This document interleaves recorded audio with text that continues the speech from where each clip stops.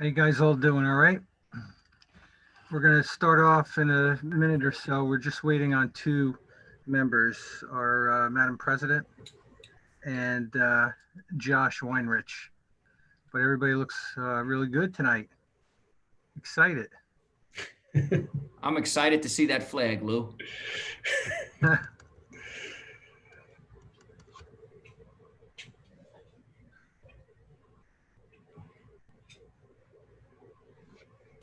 Yeah, just like we did the last time, we're already recording live. So, we had the signage up in case anybody's on watching the live stream. As soon as we get everybody in, I'll get the meeting started.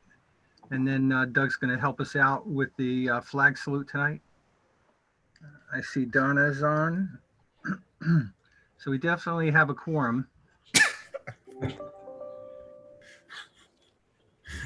Sorry, I'm just laughing at Josh. Just, No, what are we going to do with them? These meetings are a challenge for him. He was on the other link with me, and then he realized that we needed to do this. I don't know where he is. he's coming. He's coming. Team, are we ready to celebrate the people who deserve celebration? That we are. Good. Absolutely. Good. I need one quick second. I lost my phone. I'll be right back. Okay.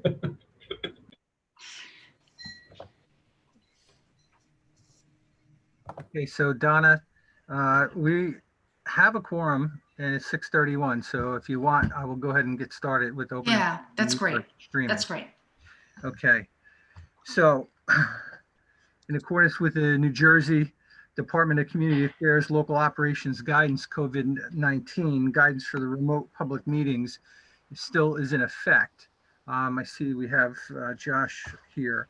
So the first thing I'm going to do is, Madam President, you've called the meeting to order. So Doug, if you can do us a favor and put up the flag, we're going to do our flag salute.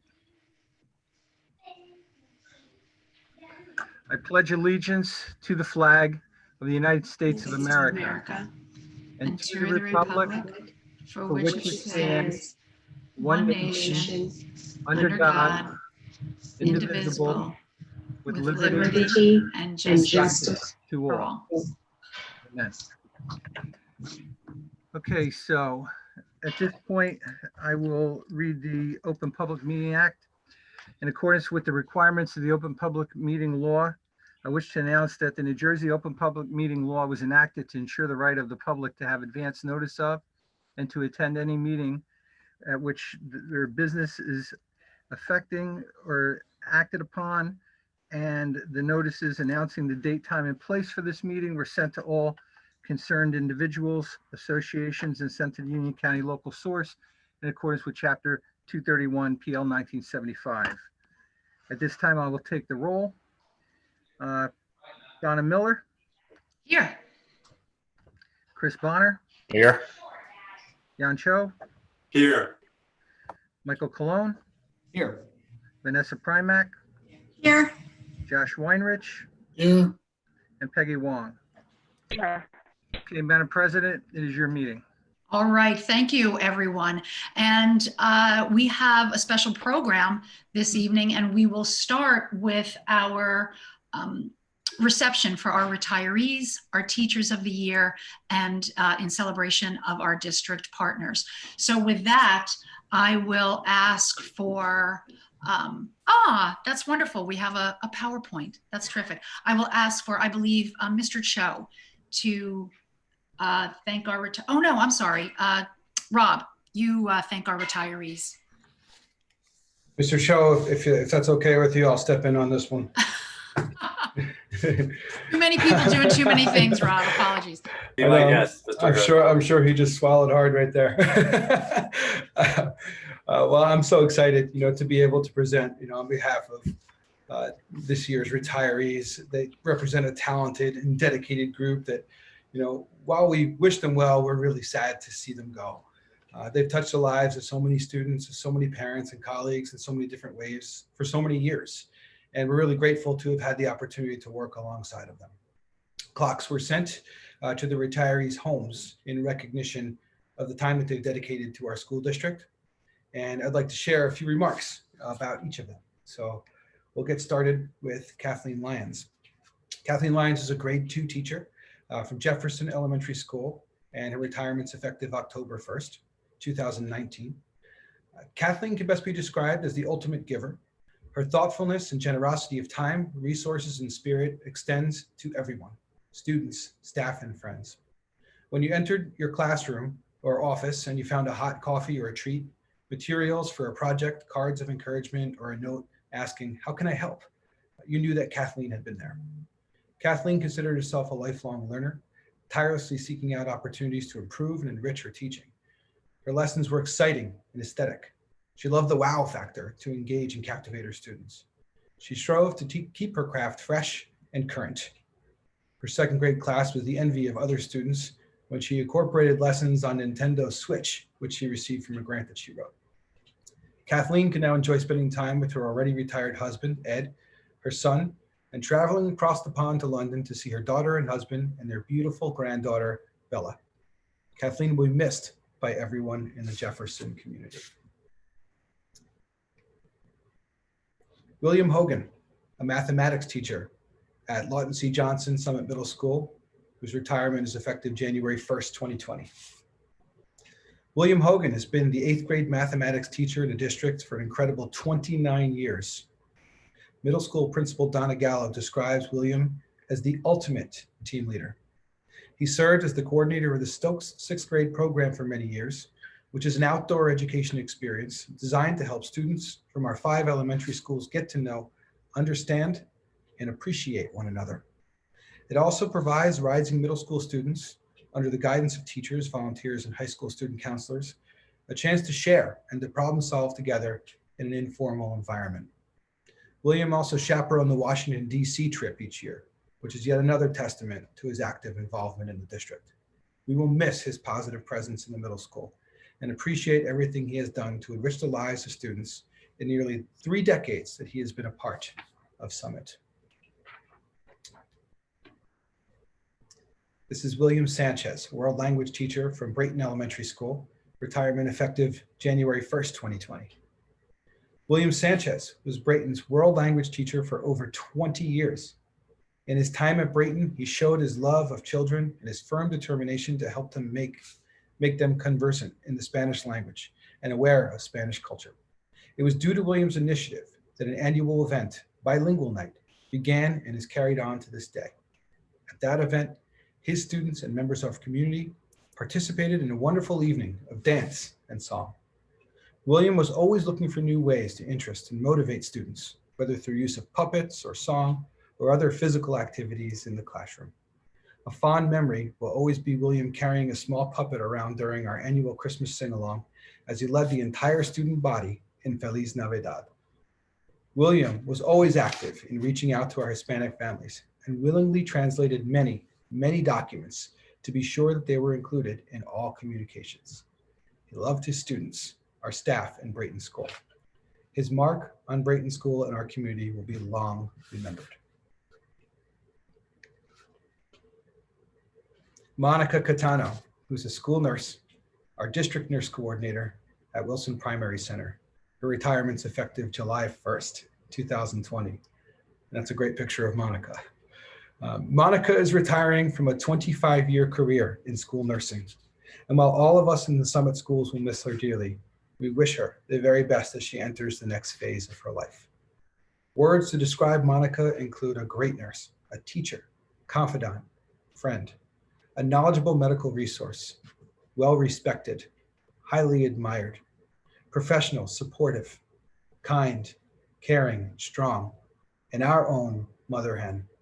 No matter how stressful things got, she could rally the nurses together with love, support, understanding, allowing the group to work to our highest potential, and was always willing to lend a non-judgmental ear when needed. Doreen Babbis added that she'll miss Monica's insight, her calm demeanor, her willingness to drop everything to come running when help was needed. Monica served as our nursing coordinator, the coordinator of the INRS committee, and the Summit School District representative on the Community Health Services Committee. She's been the organizer of food drives and clothing drives when the school community needs arose.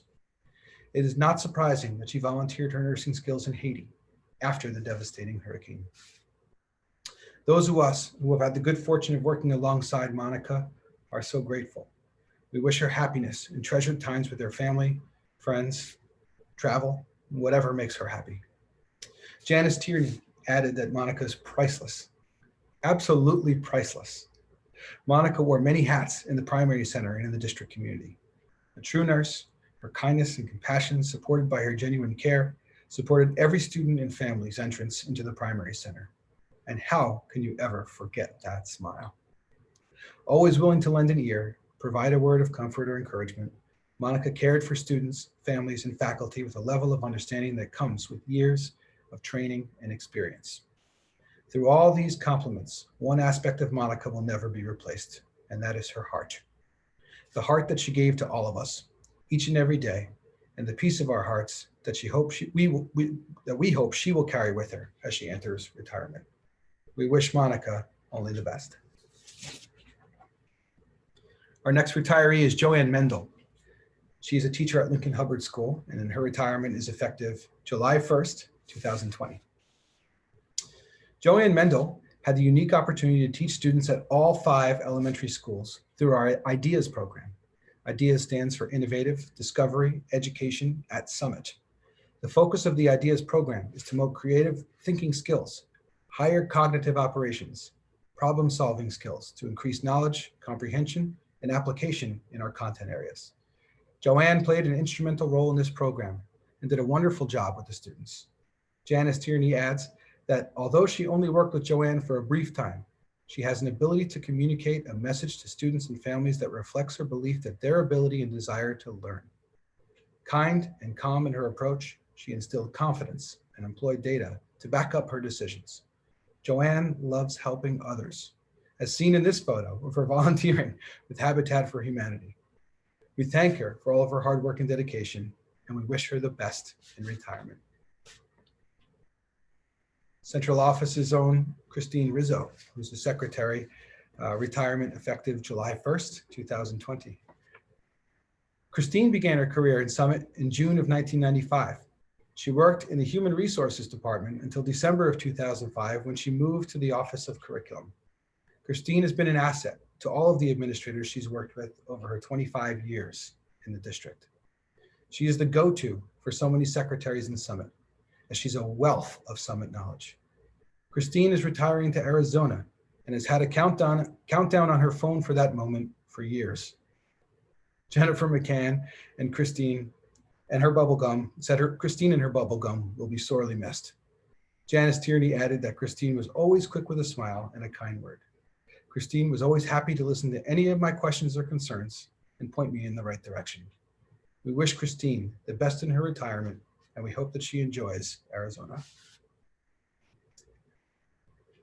Next is Gary Burns, an English language arts teacher at Lawton C. Johnson Summit Middle School, effective July 1st, 2020.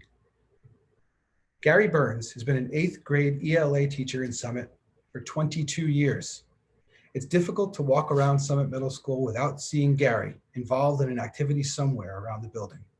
He serves as a team leader and helped organize and run Holocaust awareness activities every year to commemorate Holocaust Awareness Day.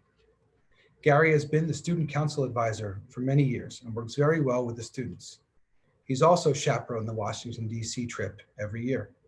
He brings an unmatched level of energy and commitment to every class and every activity that he's involved in. He's a great person to be around, and it's obvious how much he cared for his students and their education. We thank him for all the time and energy he put into the classroom, as well as all the clubs and organizations that he was active in. Gary will be missed in the middle school, and we wish him the very best in his retirement. Ricardo Sanchez is a custodian at Summit High School. His retirement was effective January 1st, 2020. Ricardo Sanchez has been with the district as a custodian since January of 2003. Angelo Palumbo, our director of facilities, said Ricardo was what I would call a team player, and always did what was asked with a smile on his face. Ricardo was a great employee for the district, and we wish him all the best. This is John Mazza, a dedicated and conscientious member of our custodial staff. John took pride in his work in the building. His willingness to share his experience and skill benefited those who had the privilege of working with him. John Mazza received the Leadership Award in 2019 for his valuable contributions and continued leadership displayed at Franklin Elementary School. Lou Pepe said, "John has been a favorite of mine since 2008 when we met. He's always been professional and dedicated to the students, staff, and custodial maintenance team during his service with the district. John's overall attitude and demeanor have exemplified the finest standards of leadership and continue to serve as a role model through the district. He will be missed, and we wish John all the best." Salvatore Arante, who's a custodian at the board office. His retirement is effective July 1st, 2020. Salvatore Arante is a valuable member of the custodial staff for the district. Sal received a certificate of appreciation in 2011 and 2018. Lou Pepe said, "Sal provided the team with a strong degree of reliability and dependability in many instances over the years, and was critical to the success of our plan to transform the maintenance department from a defined trade to an interdisciplinary approach in 2014. He will be missed, and we wish him the best in retirement." One of our high school favorites, Patricia Walsh, a transition coordinator. Retirement is effective July 1st. Patricia Walsh is retiring after 25 years of service with the Summit Public Schools. Pat has served as the district's transition coordinator, teaching students starting in middle school the importance of self-advocacy and helping them to understand their disabilities. She's continued her work with students through their high school years, supporting them in setting post-secondary goals and finding the right career path. Pat has touched so many lives and has developed lasting relationships with the students and families of Summit. This has been evident each year at the Speakers Bureau, where Summit alumni return to speak about the obstacles they have had to overcome and the goals they have achieved, attributing much of this to Mrs. Walsh's guidance and support. It's truly amazing and incredibly heartwarming that students many years after they've graduated return to Summit High School to share the impact that Mrs. Walsh has had on their lives and their gratitude to her. She's helped students find their talents, taught them to believe in themselves, and how not to allow their disability to limit them, but rather to use the challenge to reach greater heights. Pat has found many pre-employment opportunities within the local community so that our students were provided with a wide variety of job explorations and had the opportunity to fully explore career interests. She has always been there to support her colleagues and has been a true team player. Summit High School will not be the same without her, and we thank her for 25 years of dedication, knowledge, and commitment to the Summit School community. We wish her the very best of everything as she moves into the next chapter of her life. Aurora Ermo, a Spanish teacher at Summit High School, retirement effective July 1st. Aurora Ermo is a respected and valued member of the World Language Department, Summit High School staff, and Summit community at large. What defines Aurora Ermo's 16 years teaching at Summit High School is her passion and mission to support and cultivate a college-bound mindset for our Hispanic and immigrant student population. Under her leadership and vision, our department offerings expanded to provide a 2-year sequence of heritage Spanish, as well as the addition of AP Spanish literature. Beyond her dedication and commitment to her students in the classroom, Aurora's impact and reach extended throughout the community. During her time at the high school, she served as a liaison to our Spanish parent-speaking PTO groups. She was the advisor of Union Hispania, and through her work as the founder of Alliance for Latino Empowerment, she organized and offered 6 Latino empowerment conferences to our Summit students. Aurora's legacy in Summit was planting the seed for change and being the voice of empowerment for the underrepresented student population she was so dedicated to supporting. As defined by Lisa Haisha, leadership is about making others better as a result of your presence and making sure that impact lasts in your absence. Aurora's efforts, dedication, and commitment were never about her role, and always about her goal, ensuring her students knew they belonged. Aurora, everyone you worked with, students, faculty, and administration, are all better for your presence, your teachings, and your influence will be everlasting. Mary Duran, an inclusion aide at Jefferson Elementary School, effective July 1st. Mary Duran has worked at Jefferson School for 19 years, has touched the lives of hundreds of students. She is one of the first teachers that former Jefferson students want to see and thank. Not only is she extremely knowledgeable about the curriculum and teaching, but she has been a faithful advocate and cheerleader for our students. She constantly inspires her students to dream big and find joy in learning. Mrs. Duran is a positive, hardworking, and always does everything she can to help the students achieve. Her approach is nurturing while holding her students to high standards. She motivates them to do their best, and she always does it with a smile. Over the past 2 decades, Mrs. Duran has been at the center of Jefferson School, and she leaves a wonderful legacy of kindness, compassion, and true education. She will be missed by the staff, students, and families of the Jefferson community. Last but not least, Joy Stoppel, who's a speech and language specialist at Jefferson Primary Center and Jefferson Elementary School, whose retirement is effective July 1st. Joy Stoppel has been a speech and language pathologist in the Summit Public Schools for 15 years. Joy has won the hearts of many of our youngest students over the years. In fact, when asked to integrate into a middle school language arts class last year, Joy quickly learned that she connects with students of all ages. They all appreciate her warmth, her expertise, and her creativity. When the speech team was asked what they appreciated most about Joy, common themes were: she has the best materials to engage students. She truly cares about her students and their families. She's an amazing speech therapist. Her colleagues talk about her shopping garage sales to find new materials for her kids. Now, she even made a pizza box interesting in her speech sessions. She facilitates her therapy through play, which is why she develops such a great rapport with her students and their families. And she gets great results. Everyone agrees the speech department will not be the same without Joy next year, and wishes her the very best during her next chapter in life. Mrs. Tierney added that Joy is highly skilled, kind, and committed, who always puts the students first. Joy's tireless dedication to her students was evident every day in JPC and the Jefferson School community.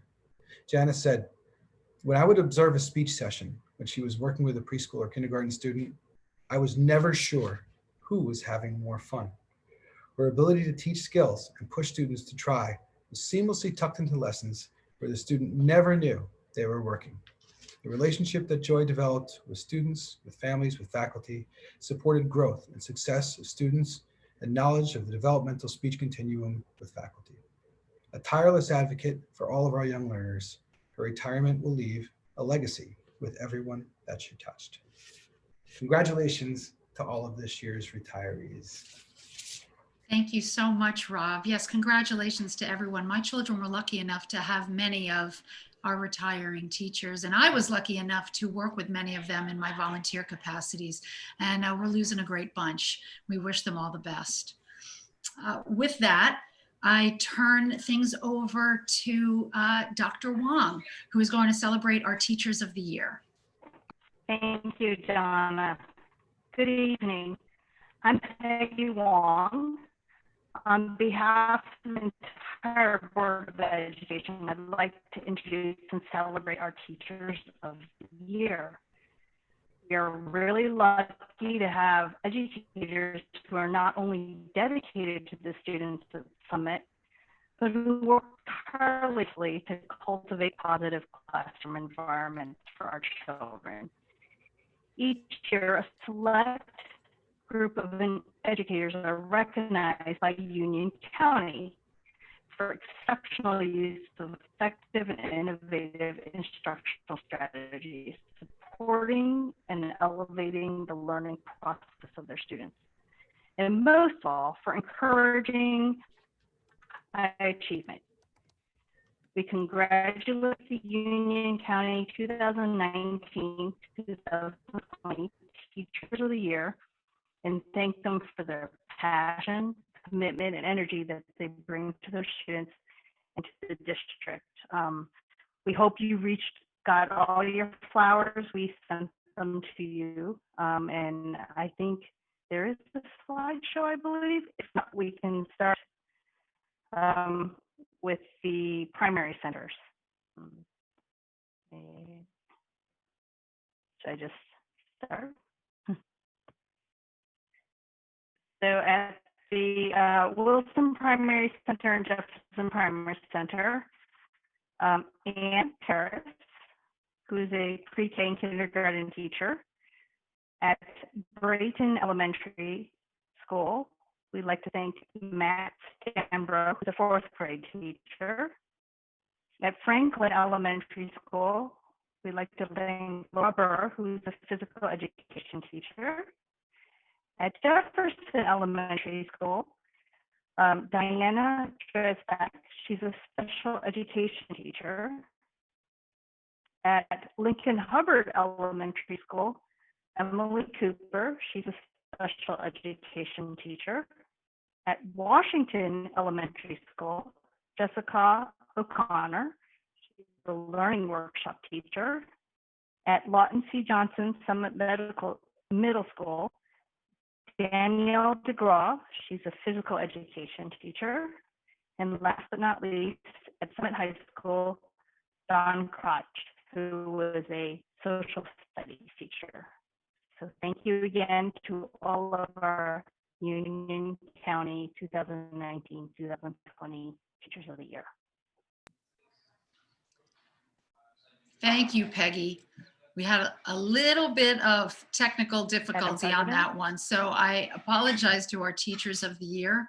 We love you, we applaud you, and we hope you enjoyed your flowers. And with that, I turn it over to Mr. Cho, who will recognize the many partners that we have in the district who help us make our environment just that much better. Thank you, Donna. This is Jan Cho. Every school district relies on community partnership to help improve the overall experience of public education. The best ones are fortunate to not only have partnerships, but have partners who become integral pieces of the long journey that lead to successful outcomes for kids.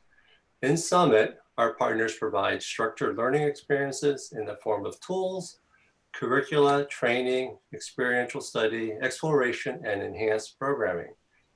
Some make distinctive extracurricular and co-curricular experiences possible, as well as donate limited time and scarce resources. Others not only work to engage our entire community on key topics involving the district, but also push the board and the administration to be better listeners and thought partners on the issues that matters to parents. No matter the category of support, our partners have contributed to the district's goals and commitment to scholarly excellence. Tonight, as a very small token of our appreciation, we honor many of them publicly and simply say thanks to helping our community be one of the best communities, not only in our state, but in our country.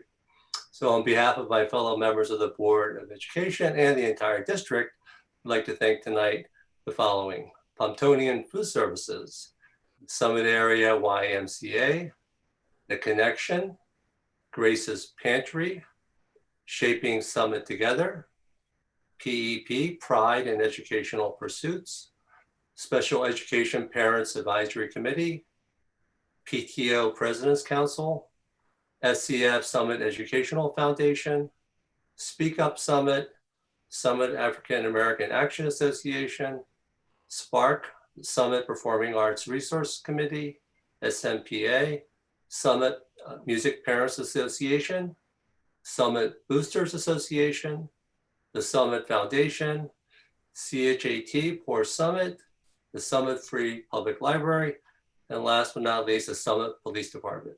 Thank you again on behalf of the entire district. Yes, indeed. Thank you to all of those partners. We appreciate you as well. And I am lucky enough to have multiple devices in front of me this evening, so I am able to share to ensure that our Teachers of the Year are heard clearly by anybody who is watching us on live stream.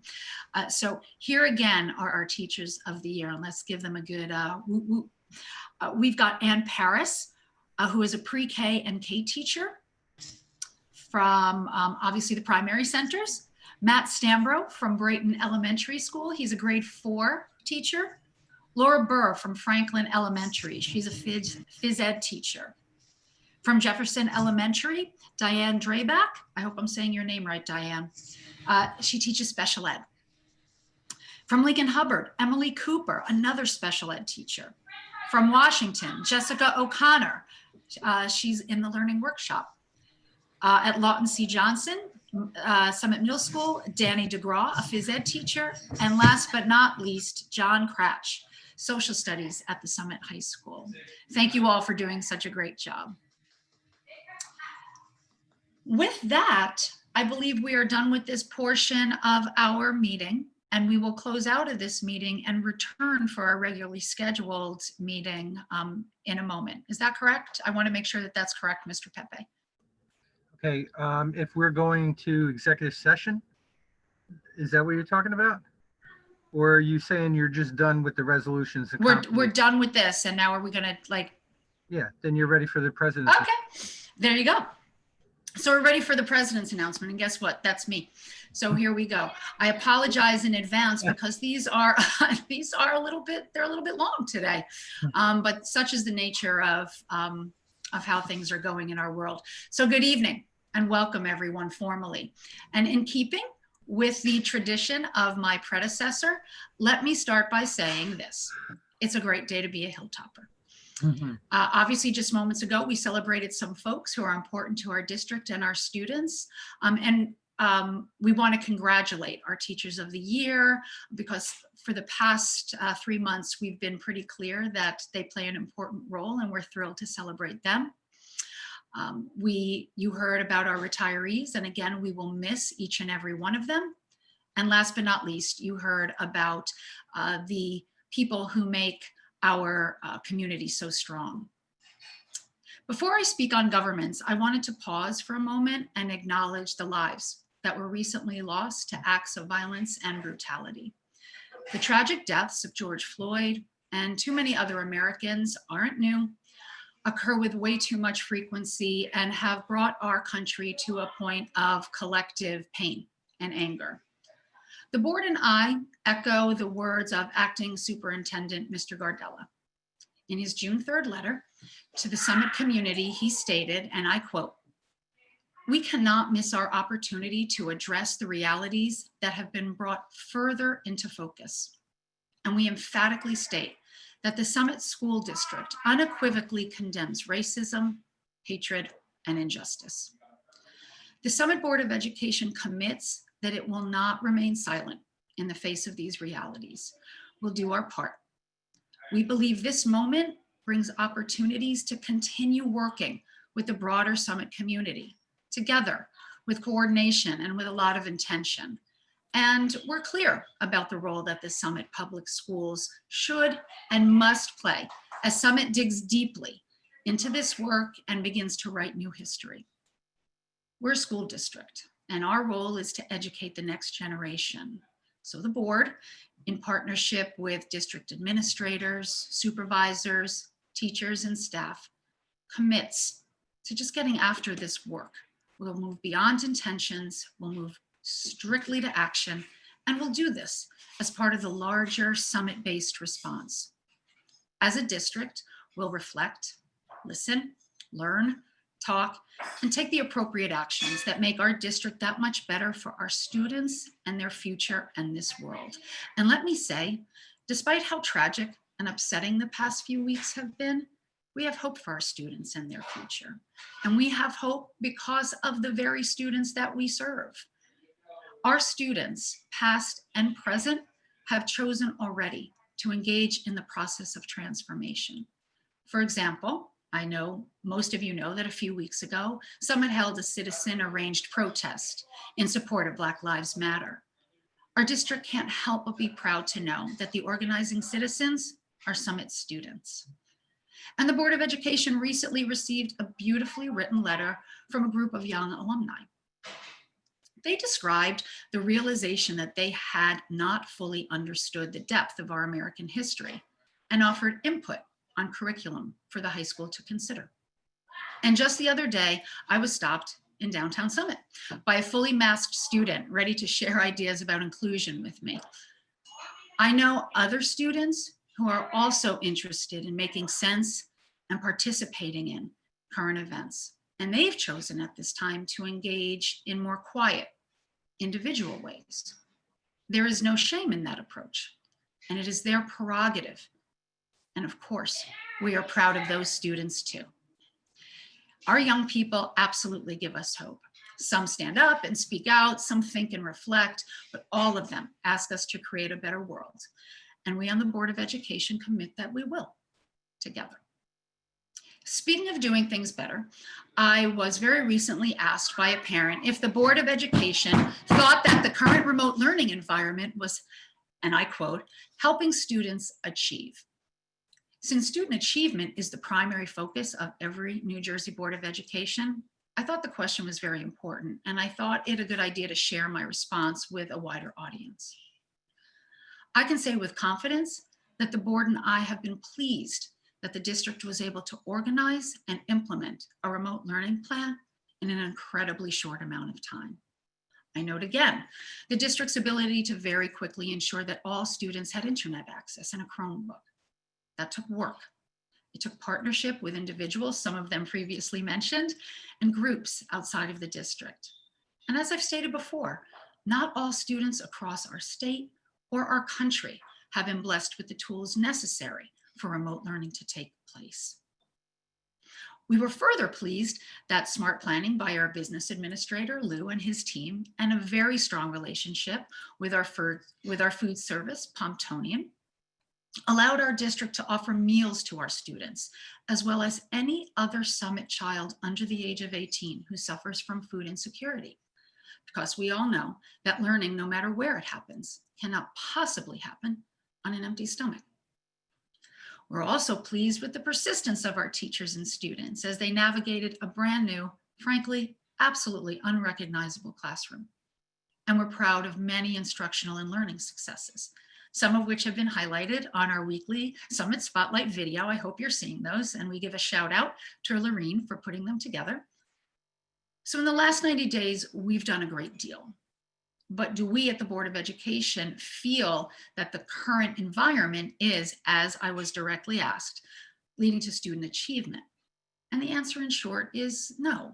We acknowledge that remote learning is currently no substitute for Summit's in-class learning. We recognize that there are a multitude of enhancements that can be made to the delivery of instruction when teachers are here and students are somewhere else. Clearer standards, better and universal understood remote learning protocols, more synchronous learning. These are just some of the things that are required.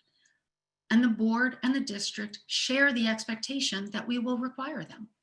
The district has already begun planning for it. I'll leave it to Mr. Gardella, Ms. McCann, and Ms. Babis and their very passionate teams to explain how standards and expectations around learning, rigor, and support will be clarified and enhanced. But I can assure you, from the Board of Education perspective, we will do everything we can to provide the resources needed to improve remote delivery of instruction, should it be needed in the future. We know Summit deserves the best and is capable of the best, and we'll make that happen so that our students can achieve, no matter where they are, whether it's in a live classroom or in a remote one. With that, I finally get to move on to some governance. First, an update on our superintendent search. In my last video message to the community, I noted that the search was unfolded completely as planned and was entering its final phases. We have one more information gathering round early next week. And while it is absolutely premature to say what will happen, it's very possible, and I say this with a smile, it's very possible that the board will have an identified superintendent to present in July. It's been a lot of work to get to this point, and I truly want to thank my fellow board members who have devoted uncountable hours to this important endeavor, most of them on Saturdays and Sundays, and I dare say late nights. Thank you. Second, I have a negotiations update. When we last reported on this topic, the negotiations committee and SEA representatives were seeking meeting dates. Over the course of time, however, it became clear to the SEA that due to the disruption and stressors of coronavirus, school closure, stay-at-home orders, and the impact of remote learning on daily lives, it would be too challenging for it to continue conversations with us about the terms and conditions of employment. The negotiations committee remained absolutely ready to meet with SEA reps and had full confidence that we would reach a 3-year settlement. The SEA, however, remained concerned.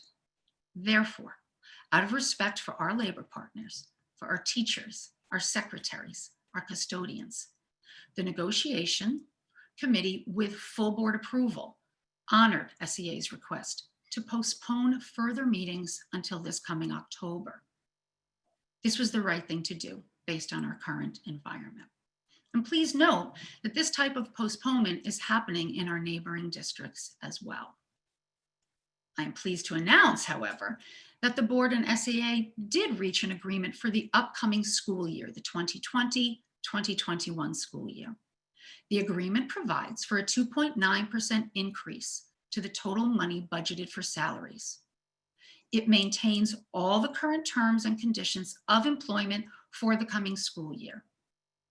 This continuity ensures consistency and necessary predictability for the staff during the upcoming school year, and it retains the critical groundwork that had already been accomplished during the pre-COVID negotiation meetings. This strong foundation allows us to confidently look forward to reaching an agreement for the 2021-22 school year and beyond. Now, I want to be clear, we still need to complete a longer-term agreement with the SEA, but we already have dates scheduled to begin those discussions, and we have the utmost faith that the longer-term agreement will absolutely be reached. For a moment, I want to turn back to the 2020-21 agreement that I just referenced. That agreement was reached with the changing social and economic landscape at the top of the board's minds. Considerations included, but certainly were not limited to, the fiscal health of the state of New Jersey, the impact of the recently adjusted state aid numbers to our district budget, and an intensive review of the district's present and future financial state. The board believes, based on careful thought and consideration, that this agreement is appropriate based on the information before us at this time. I'll be honest, though, we foresee more difficult financial days ahead. And going forward, the board may need to make hard decisions about how we use our extremely precious resources. I assure you, the board commits to remaining strong stewards of taxpayer dollars. That is my president's report for the month. Again, I apologize for its length, but if the world would stop spinning as fast as it's spinning, I may be able to shorten them. With that, I very happily hand the floor over to our acting superintendent, Mr. Gardella, who is sitting with us formally for his very first meeting. Welcome, Rob, and you have the floor. Thank you so much, Madam President. And I'm so honored to have been quoted by you. I'm gonna apologize in advance also for my lack of brevity, but I'll share your sentiment that there certainly is a lot to talk about. I'll begin by stating that I view it as our responsibility to acknowledge the events that have occurred in recent weeks that have sparked overdue conversations about systemic racism. The George Floyd tragedy is one of many examples of violence that Black people have endured. And I would like to restate that the Summit Public Schools unequivocally condemns racism, hatred, and injustice. As educators, we quickly turn the world's impact and look at it, how it affects our students. We're proud of the Summit students for organizing and attending a peaceful protest in Summit last week. This event was organized solely by the students, independent from the school district, which honestly makes us even more proud as we teach our students to respect all cultures, to speak up when they see injustice, and to use their voices appropriately. We've made our counselors available. We provided resources for students and parents who need social and emotional support, or who may just need some help advancing the conversation at home. We've met as an administrative team to examine how we can enhance awareness and action against injustice and racism by strengthening our lesson content, incorporating more programming, and increasing messages of anti-racism in our everyday climate. The next topic that I'd like to address is year-end events, specifically graduations. Last week, I put out a communication to our senior and 8th grade parents regarding the status of our graduations at that point. Guidance has continued to evolve, as we've come to expect. On Tuesday, Governor Murphy announced that the maximum number of people allowed at any in-person gathering was raised from 25 to 100, with the potential to increase as we move further into the summer, barring a spike in COVID-19 infections. This announcement raised a great deal of optimism for the prospects of an in-person ceremony or ceremonies for our high school seniors. It also requires us to re-examine the potential for an in-person 8th grade graduation ceremony. It's important for all senior and 8th grade parents to understand that although the capacity limit has been increased, the parameters set forth in the current guidance from the Department of Education are still requirements that need to be incorporated when we plan. Many of the parameters in the guidance are stated as recommended, encouraged, strongly encouraged. Others state what districts should do or should consider. But it's also clearly stated that school districts that plan to hold a modified in-person ceremony or ceremonies must certify to the Department of Education that their planned ceremonies will comply with applicable requirements for gatherings, including those addressing social distancing. As a school district, we also have to be insured for our events. And we have checked with our insurance provider, who has clearly stated that in order to be insured for in-person ceremonies, we must follow the recommendations provided by the Department of Ed. Now, since my last communication, we are hearing that some of the guidelines published by the Department of Ed are loosening, which is also great news for graduates and families. We remain committed to doing everything that we can to hold as few ceremonies as possible with as many traditional components as possible, and continue to ask for the senior class community's patience as guidance evolves and as we firm up our plans. I know that earlier today, Mrs. Grimaldi and Dr. Gallo updated their respective student and parent communities on graduations. And they're going to continue to lead as it comes to planning these events. Shifting into the next phase, the reopening of school for 2021 is a topic that is on everyone's mind. We're going to continue in our approach of preparing for multiple scenarios while adjusting to the state's guidance, which will ultimately drive a good portion of what we do. Our cabinet has already started to collect information and plan in specific areas, including operations and facilities, technology, instruction, and of course, the safety and well-being of all members of our community. We're forming a committee to oversee the development of the overall district plans, as well as subcommittees to develop details in the individual areas that will be critical as we transition. Community input is important to us. Therefore, our students, our parents, and our staff have been and will continue to be heard while we work towards establishing those plans. In a letter to the community earlier today, I briefly addressed 3 scenarios that we'll be looking at as we move forward. In the first scenario, the COVID-19 metrics continue to improve and we're able to return to an in-person configuration that resembles a typical opening. And this is what we hope for. In the second scenario is a full remote opening or a full remote model at some point during the year. We have gathered and will continue to gather input from our students, our parents, and our staff about the remote experience that we provided this year. We acknowledge that it has been imperfect. And as a result, we're currently revising and improving our remote instruction plans. We're working towards increasing rigor, as well as increasing consistency in expectations and content delivery and assessment across grade levels district-wide.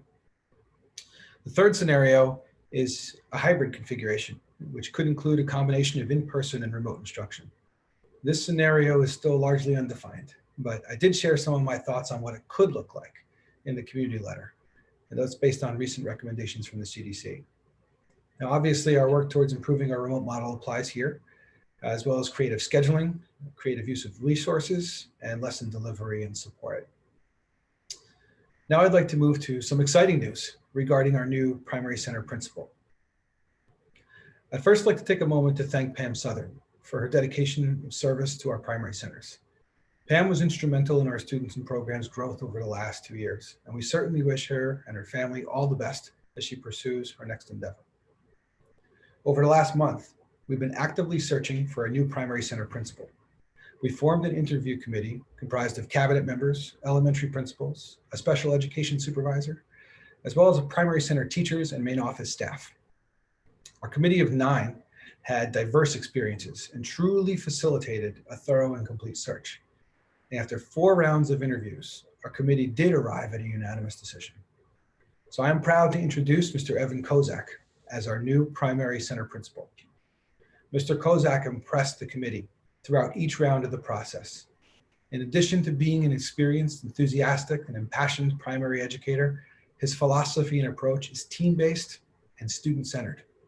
His teaching experience spans all of the primary levels, including special education, with the majority of his teaching taking place in kindergarten. He's also served as an assistant principal and an interim principal in 2 primary settings, most recently with Montclair Public Schools. His references confirmed the wonderful personal and professional qualities that our committee identified, and also highlighted his thorough thought process and strong work ethic. We are beyond excited to present this talented professional for approval. Now, Mr. Kozak has graciously offered to pop into the meeting so the board and public, we put a face with the name. I put Evan, him on here. are you there? I am There you here. go. Here I am. Okay. Can you hear me? We can. Welcome. I just give you an opportunity to say a couple of words if you'd like. Thank you so much. Hello, everyone. Thank you, Mr. Gardella, board, community. I am so excited to join the Summit Public Schools. I am truly honored to be a part of this dynamic team and truly an innovative community. I'm looking forward to interacting and working with my colleagues and seeing the joy and wonderment of not only the families, but the students as well. I just can't wait. So, and on a personal note, it's truly a dream come true. So I just wanted to say thank you, hello, and I can't wait to get started. Evan, Thanks. this is Donna Miller, the president of the Board of Education. And on behalf of all of us, we are so excited to have you. And if your hello to us this evening is any indication of the type of energy you're going to bring, we are very, very pleased that you are here. So we look forward to having you start on July 1st. Thank you so much. Thanks for joining us tonight. Thank you. Anytime. Thank you, Evan. Thank you, Evan, and welcome. Thank you so much. So I'd like to close with some recognition and some thanks. I want to say thank you to our students, to our parents, and to our staff for your resilience, for your dedication, your focus, your creativity, and support. You've delivered in a time in which our entire country was stricken with adversity and uncertainty. And this experience has affirmed that no matter the circumstances, your commitment to providing the unmatched education will always prevail. So I could not be more proud to be a member of this team. So I thank you. Madam President. Thank you very much. And with that, we can move on to some business. We do need a motion to approve the superintendent's HIB report, be it what it is. I need a motion, please. So moved. Second. Okay, so I have Mr. Weinrich moving it and Mr. Bonner seconding it. And remember to turn your mics back on for a roll call, guys. So on the roll, Mr. Weinrich, Yes. Mr. Bonner, Yes. Mr. Cho, Yes. let's see, Mr. Cologne, Yes. Ms. Primack, Yes. Dr. Wong, Yes. and President Miller. Yes. Okay, motion's carried. Thank you. On to committee reports. Dr. Wong and the Education Committee. Okay, now, sorry for the technical difficulties. Can you hear me okay? We can. Okay, perfect. All right, so the Board of the Education Committee met on June 4th. We met for about 52 minutes. In attendance was Rob Gardella, Jen McCann, Tanya Lopez, Chris Bonner, and Vanessa Primack. This was our first meeting since the reorg, so it was an organizational meeting. As part of that meeting, we talked about the committee matrix. That's the educational agenda matrix, which outlines our key agenda items for the upcoming 2020 and 2021 school year. We all agreed on its current components and will continue to add to it as needed throughout the cycle. The second item we talked about was ideas. Jen can kindly outline the rising 5th graders already in the program would continue in the ideas program. We also talked about the fact that given that there was no COGAT test, that the rising 4th graders will be evaluated with other criteria in the classroom setting and be given some classroom setting with enrichment activities Then all of the final idea plans will be communicated sometime at the end of June, beginning of July from the Department of Curriculum. And the committee agrees with the proposed plan. And thank you, Mr. Gardella. He gave a very nice update in his president's address and stole all my thunder about the COVID-19 plans that we discussed. But we would like to say that the committee is further satisfied with the ongoing active discussion and planning, and recognize that things are changing very quickly and that we will need to continue to adapt. Therefore, there's no recommendations from the committee at this time, and the next meeting is July 2nd, 2020 from 3 to 5 p.m. Thank you. Thank you, Peggy. And you sounded so much better now. You sounded like Peggy instead of, I don't even know what. Robot. Peggy. All right, on to the Ops Committee. Mr. Colon, what do you have for us? Yes. Thank you, Madam President. The Operations Committee met on Wednesday, June 3rd for 2 hours and 35 minutes. And so Chris Bonner's days of short ops meetings have officially ended. The members in the meeting, administration members, Lou Pepe, Kathy Sarno, Doug Orr, Angelo Palumbo, and Rob Gardella, and board members, myself, Jan Cho, and Chris Bonner. And a thank you to the administration. The reason for the length of the meeting was the substantial work that was done for the closeout of the fiscal year and preparation for the coming fiscal year. So a significant amount of work, and thank you to that full team. The discussion started with the budget variance that we have at the end of the current fiscal year. Fortunately, it's a favorable variance. That variance is driven primarily by two factors: a reduction in costs as a result of the remote learning environment that we have been in for the last few months. Staffing costs are down as a function of that. If you think of overtime costs and substitute teachers, et cetera. And so there is some budget savings there. And then also a significant health benefit credit from the health insurer Aetna due to reduction in utilization of health services by the district staff. Again, I think largely related to the coronavirus circumstances. And so the size of the budget variance after fully funding our excess fund balance for the year is approximately $2.5 million. And so given the risk with respect to state funding on a going forward basis, we certainly need to be prudent with this balance. And the business office is certainly doing so. There are a few things that we're focused on with respect to this budget amount. The first is accelerating purchase orders from the 2021 fiscal year into the end of the current fiscal year. And so that will help to free up some budget dollars in the upcoming year, which I'll speak to momentarily. And then also funding for our capital reserve and our maintenance reserve, again, to be used in the future. And so it should be noted that there's no spending for anything that was not considered in either this year's budget or next year's budget. And so this is not this budget variance is not being used to go on any sort of spending spree, quite the contrary. It's being managed very prudently to ensure that we have as best we can manage budget stability going forward. A few of the accelerated purchase orders include Chromebook replacements for grades 5 through 9, which is a standard policy for replacement cycle, as well as expanding the Chromebook program for kindergarten to first grade. Fencing, which we are adding to certain parts of the middle school and the high school related to student safety, and an upgraded telephone system due to the end of life of that system.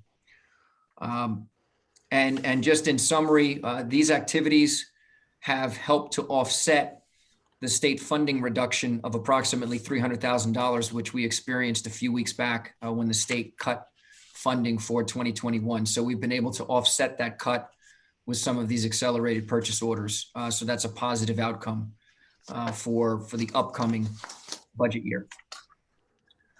a few other items that we reviewed in the committee. As we mentioned earlier in this meeting, there is preparation taking place for the fall, and that includes operations, building preparation, PP&E supplies, et cetera. So that is all being considered as a part of the potential plan for reopening of buildings in the fall. And so that was discussed. Projects that are being undertaken by the business office. The high school roof repair remains on budget and on schedule. So that's a positive outcome. The direct energy project, which is installing energy efficient lights and HVAC systems to our buildings, also proceeding well with Jefferson complete, Lincoln and Washington in progress. So that project is moving ahead in good form. The food distribution program, which was alluded to earlier, we are awaiting further guidance from the state with respect to managing that program through the summer. And so that is something that is top of mind and will continue to remain top of mind as we move into July and August.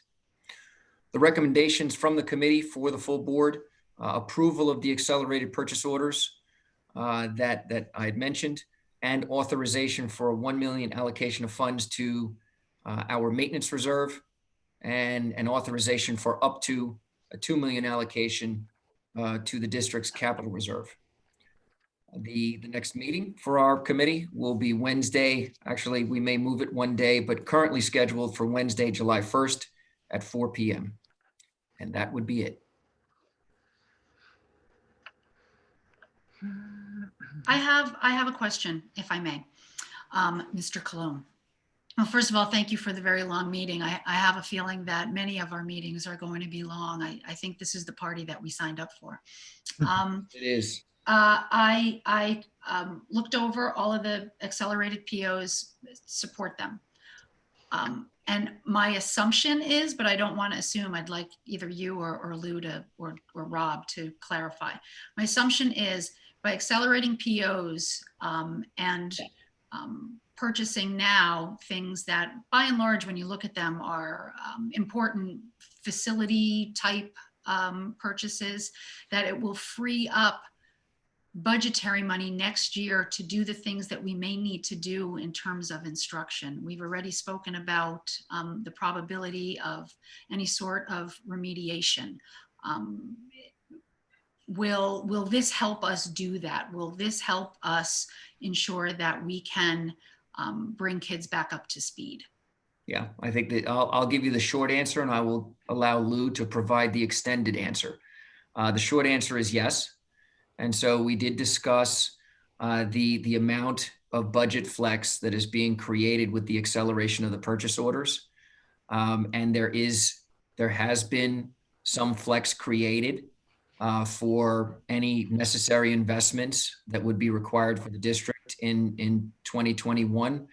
I would say that we need to remain cautious with respect to the state funding circumstances, as we all know. And so that is something that needs to be kept a close eye on. But the actions that the business office have taken thus far certainly intended to provide us with as many degrees of freedom budgetarily as we will need for the district going forward. And Lou, please elaborate on that as appropriate. I don't think I need to. I think we covered it, at length. Perfect. And that was a good answer, Michael. Good answer, Michael. Good answer. Good answer. Thank you. Thank you for that. All right. That's all I had. Anybody else? All right. Then we move on to the policy committee. Mr. Bonner. Excellent. Just want to say that now that I'm not on operations committee, I do school operations for a living, and I have a feeling that Michael is going to do it way better than I ever did. So I just want to say congratulations to Michael, and I think the public and the school district are in great hands with him as the chair. So that being said, I am now the chair of the policy committee. We met on Wednesday, June 3rd for approximately 40 minutes. In attendance were Rob Godella, myself, Vanessa Primack, Jan Cho, and Kathleen Murphy. We discussed a couple of topics with one policy ready for the first reading. The policies that we discussed were regards to the school year length, school day length, and then also self-medication. So with regards to the policy recommended for first reading tonight, which is policy 8210, the school year, the New Jersey Department of Education published a memorandum titled Delayed Opening and Early Dismissal Policies that addresses issues related to a school calendar. We are recommending, as a result of that, we are recommending a few minor revisions to policy 8210, understanding that the district was already in compliance with all of the mandated regulations that the state has produced.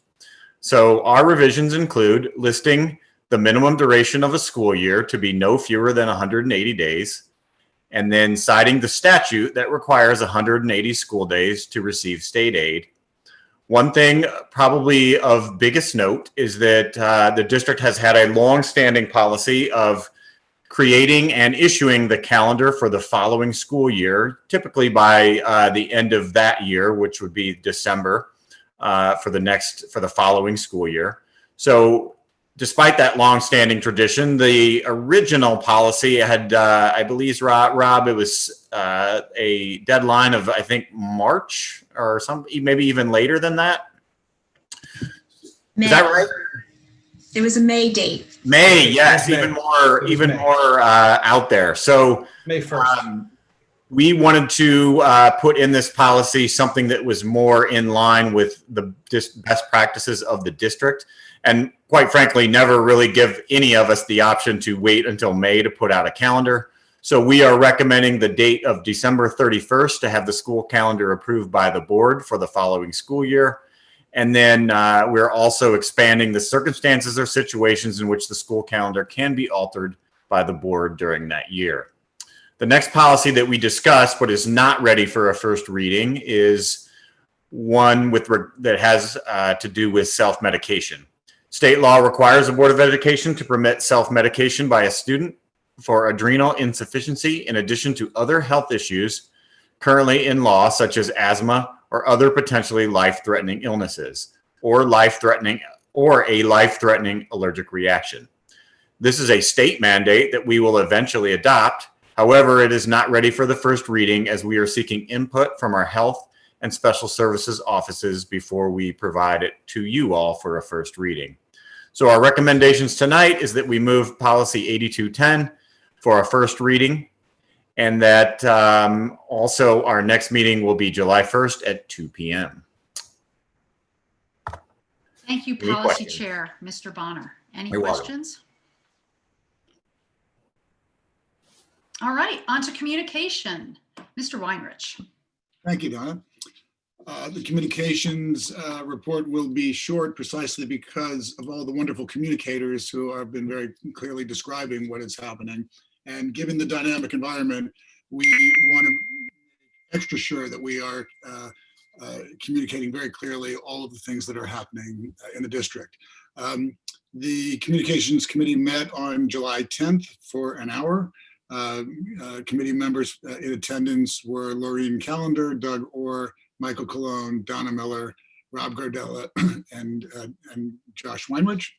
The committee reviewed internal discussions regarding social injustice and reflected upon how our schools can enhance the day-to-day climate of inclusivity and acceptance.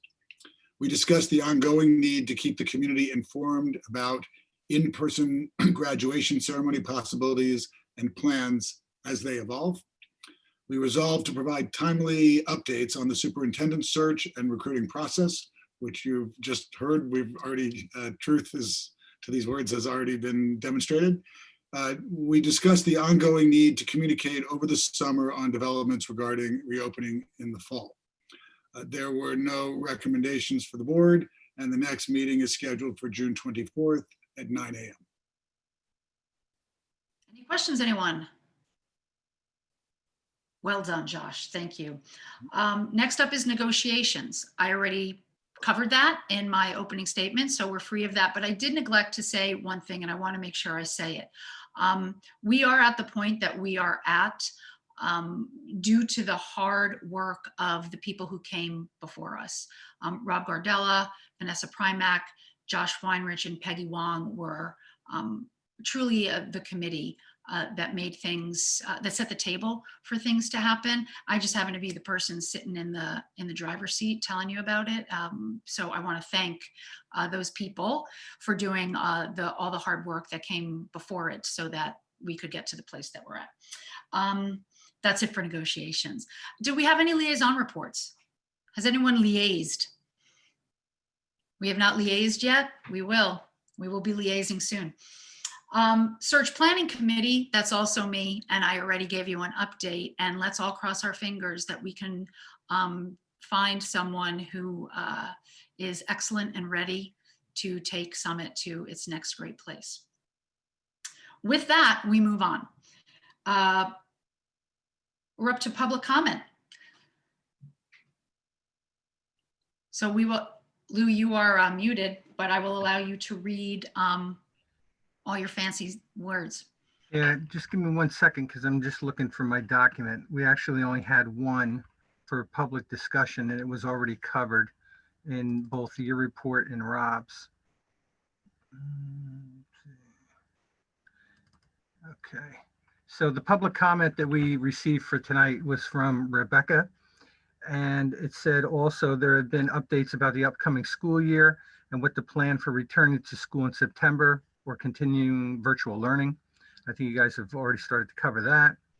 Also, if they are planning to return to school, what are the precautionary measures that have been put in place?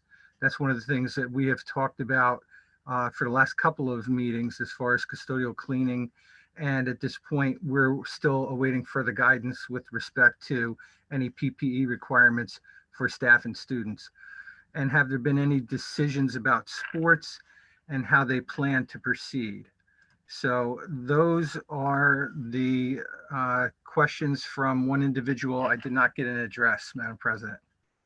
Rob, I'm going to start and then I'll let you add anything that you may want.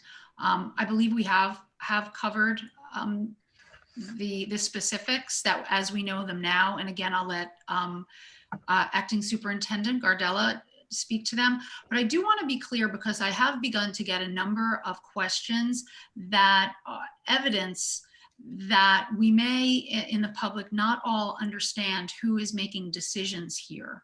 And the decisions about when our school opens, to what extent, and with what guidelines is not a district decision, nor is the sports decision a district decision. These decisions come from state authorities, and we await state authorities to tell us when, how much, or how little we can do any of the things that this body is here to do, which is educate kids. So I just wanted to be clear about that. These are not our decisions. We await decisions and then we act upon them. Anything else from you, Rob? Sure, thank you. I'll add to that. You know, we prepare. You know, we prepare for multiple scenarios. This is the way that we've been operating for months now, is just anticipating guidance, understanding that it's going to come, and it's going to come at a time when you know, when we may not necessarily expect it. And so we put the effort into being ready for a few different things, which is what I touched on earlier.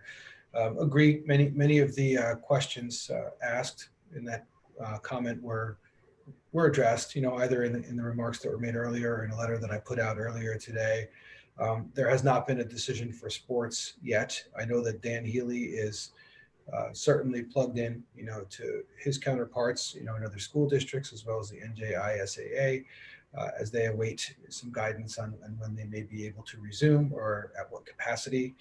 I did mention that these things could be dramatically altered. You know, we have, if we try to take cues from some professional sports, we look at the NBA, we look at MLB, neither of which have resumed yet. You know, MLB perhaps, you know, being delayed for different reasons, but the point being that these are some larger, you know, multi-billion-dollar corporations who have, you know, more resources than we do, so they don't have quite as many challenges. So, you know, we have to just kind of keep an eye on the cues, you know, from what we're getting from the surrounding entities, and also what we're hearing from those who may be connected to guidance that may come out, and then be ready. So that's what I would add regarding athletics. And regarding our plans, as far as what precautions we're going to put in place, what kinds of procedures we may have, all of that is in planning stage. I have heard through some superintendents that we may be receiving, we're hopeful to receive some updated guidance on return to school before the end of this month. I can't promise you that, but I have heard that, and I'm hopeful for that because that would allow us to advance in our planning. Many of those procedures we're laying out as part of the committees that I mentioned, in my report earlier. Part of some of our committees involve operations, they involve facilities, they involve the custodial staff. Angelo Palumbo will be involved in cleaning procedures, and we will have Antonelli, who will be our next nurse coordinator, involved in our healthcare procedures. So I wish I could provide more definitive answers than I can right now, but I'm hopefully conveying that we're certainly on top of this. So, Madam President, if I may, since this is my day job, I think one thing I'll add is that as someone who has processed all of this since we all shut down schools, it's very complicated and very dynamic, and none of us in the Summit Public Schools or on the board are comfortable with waiting for other people to tell us what we can and can't do. And so I just want to express that is not a place that any of us want to be in. But I can also say that there's in all of that complication, there's one thing that is really going to dictate what school looks like for us and for you as parents out there. And Lou and his team, Rob and his team, and all of the other folks that run the district aren't worried about necessarily like, are we going to have enough hand sanitizer? Are we going to have the right policies with regards to maintaining our ability to keep kids safe? Are we going to have enough supplies for this thing? Are we going to have enough teachers ready to perhaps do a hybrid learning environment? I am not concerned with that, and I don't think our administrators are concerned with that either. The biggest thing that is going to dictate what school looks like in the fall is what does physical distancing mean? Like if we have to have 6 kids that are 6 feet apart, that's going to look very different for every school in the state, as opposed to guidelines that say that we can do things within groups of students or pods of students. And then how that looks for each individual school is going to be different based on the makeup of that school, based on the grade, based on the physical capacity of those buildings. So in all of this complication and all of the things that come out and all of the ever-changing pieces of data that come out, the biggest single factor that every school district is going to have to deal with is what does physical distancing mean for a school? And that we're going to have to react to. But I am confident that we will react to that as well in the way that Summit Public Schools has always done. And so I think we will wait for that, but that is going to be the biggest determining factor. Yeah, thank you for that. And I'd also just add, my sense is that public health is going to drive this. That's ultimately, that will be the driver, what the public health requirements are. Okay, thank you, gentlemen. Super helpful, Chris. And that was it? Nothing else has come in, Lou? No, that was it, Okay. Madam President. All right, thank you. Then we move on to approval of board minutes. Do I have a motion? So moved. Thank you. Second.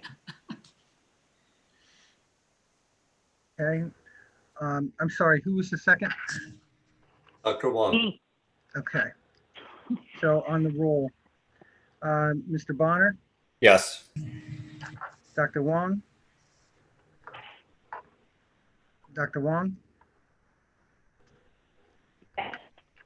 She's saying Not yes, here. Lou. Nod your head. In that weird robot way. Okay, Mr. Cho, Yes. Mr. Cologne, Yes. Ms. Primack, Yes. where am I? Mr. Weinrich Yes. and President Miller. Yes, Okay, motion carries. thank you. We have approval of school operations, and this is a big one, friends. Yeah, This is, we have items A through triple M. no, actually, we have more, Madam We President. have more. Yeah, so that's where I've been feverishly writing here. I don't know if I've ever seen a triple. Okay, so Not in my lifetime. if you'll indulge me a second, Yes. we actually have on an addendum, it goes, we had item NNN at the time we were getting the addendum prepared. If you were listening to the report of the Operations Committee, we had some other items that we were moving forward, and some of them are pretty big price tags, so we need to make sure that we have official board resolutions on those items, even though they're part of a bid. So we are going to add item 000, which is approval of quote received from National Fence for safety Okay. security fencing at the high school in the amount of $10,300 on the Morris County Co-op bid. We are going to have item PPP, which is approval of quote received from National Fence for safety security fencing at the Summit Middle School in the amount of $46,370 on the Morris County Co-op bid. That's going to be fencing that currently is not there, that's going to enclose the area around the perimeter. Okay. We also have item QQQ, and that is approval of quote received from A&K Equipment for replacement of the dump body salt truck, and that's to extend the life of the salt truck in the amount of $12,290 on the 1819 Middlesex County Ed Services Commission, which is now the Ed Commission of New Jersey co-op bid. So those items will appear in the minutes since they were added to the addendum prior to you guys taking action. Does anybody have any questions on those? Okay, No. if not, then I have to find the end of these pages because they are pretty substantial. 12. Yes, it's 12. So items all the way through to Yeah, A through QQQ. triple Q. Do I have a motion? So moved. Second, On the roll, Ms. Primack, Yes. Mr. Weinrich, yes, Dr. Wong, Yes. Mr. Cologne, Yes. Mr. Bonner, Yes. Mr. Cho, Yes. and President Miller. Yes. Thank you, Madam President. All right. On personnel, Item 12, personnel. Are those complete? on personnel, we also had item D on the addendum. And item D was approval to accept the resignation of an additional staff member. That is D6. So you have D D6. on the regular agenda. We just added number 6. Gotcha. We also had a resolution, Rob, I was looking for the resolution for the secretary at the high school that we spoke of. That was also last minute. Did I miss that? I think it's on an addendum. It's on the addendum. It's item PP. Thank you. Would you like me to read it? Go ahead. Approval to pay Marianne Tourette, 10-month secretary, Oh, yeah. the amount of $1,011.35, $202.27 per day for 5 extra days over her contracted 187 days. We also have one additional add onto item A, which is a new staff pending criminal history review. This is Christy Diorio, who is a special education teacher of the 18 to 21-year-old students at Summit High School. She is being hired at BA Step 1, $58,861, effective August 27th for the 2020-21 school year. Salary but not step could be adjusted per the 2021 salary guide. Okay, thank you, Rob. And is that item QQ? No, that's that's A6. Thank you. The secretary would have, the resignation would have been D6 and the secretary was P. Was PP. All right, so we need a motion for personnel A through PP. So moved. Okay, I'm going to give that one to Mr. Cho. And let's see, I saw Jan moving it, and I think Mr. Cologne seconded it. Okay, so on the roll, Mr. Cho, Yes. Mr. Cologne, Yes. Mr. Bonner, Yes. Ms. Primack, Yes. Mr. Weinrich, Yes. where were we? Dr. Wong, Yes. and that's and President Miller. Yes. Okay, so in the budget, we're going to give you a hot spot there, Dr. Wong. I don't know when your birthday is, Peggy, but it's coming. It just passed. Yeah, we just Oh, well, missed it. We owe you. I don't there's think a we're, lot don't of think we're not getting birthdays. you one. A lot of birthdays during the shutdown. All right, item Top by 13. line. We have Mr. Bonner and his committee's first reading of policy 8210. Do I have a motion? So moved. Second. Okay, on the roll, Mr. Weinrich, Mr. Cologne, Yes. okay, Dr. Wong,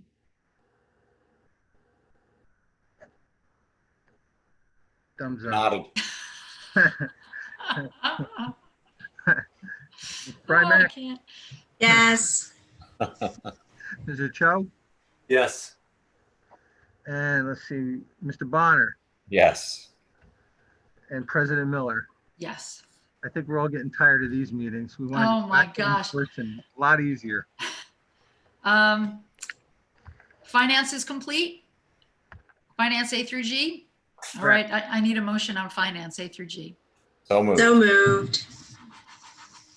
Okay, I have Mr. Bonner moving it, and I have Ms. Primack seconding it. On the roll, Mr. Bonner, Yes. Ms. Primack, Yes. Mr. Cho, Yes. Mr. Cologne, Yes. Mr. Weinrich, Yes.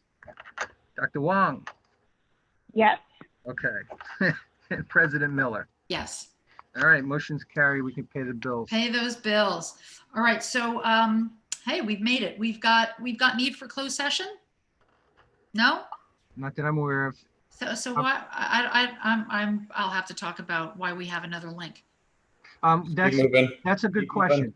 I will always set that link up Just in case. just in case we need one, because as we go through a meeting, something could happen where you determine we need. That's why you threw me before. Okay. Are we ending the regular meeting?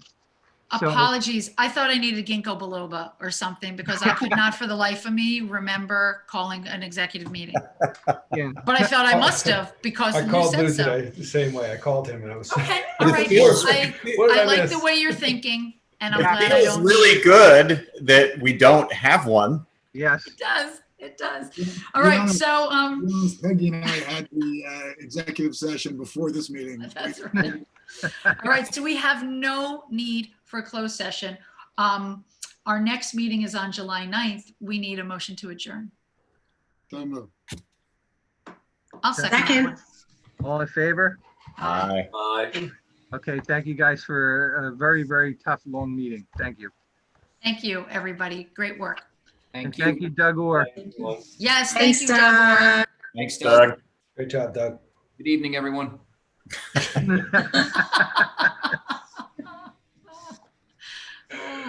Bye, friends. All right, Take care, guys. Thank you.